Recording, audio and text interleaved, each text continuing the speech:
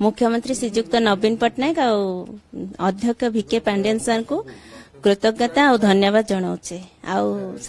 बहुत खुशी अच्छे आउ प्रणव प्रकाश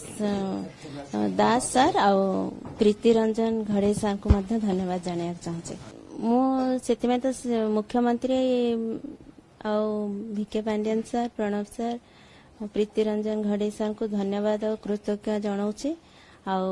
से केमिति जो मते आशा भरोसा करचंती जो सब काम दायित्व देइचंती ताकू केमिति सठिक रूप रे करि परिबे सेति चेष्टा करिबे। हाँ महिला हिसाब रे टिकट देइथारु सेति मु बहुत खुशी अछि आउ महिला मानकर जो सब कार्य रही मुख्यमंत्री जो सब प्रोग्राम प्लान रही से को आगु को बढ़ेबी ता छड़ा भी महिला मानकर असुविधा मु बुझेबी आउ